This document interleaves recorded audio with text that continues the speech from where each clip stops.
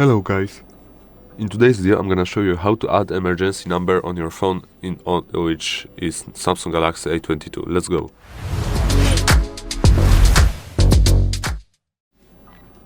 Okay, so the first thing we are gonna do is we go to settings, press the magnifying glass and look for emergency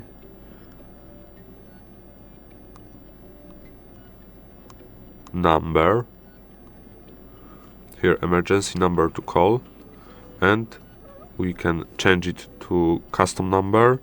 We can write here, for example, 999 999 999. It could be your mother or father's phone, or you can have automatically emergency number, for example 112 999 and others.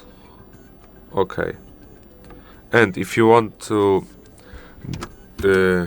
do the emergency call, you just need to press five times here this power button, and the phone will call for you on this number you have selected here.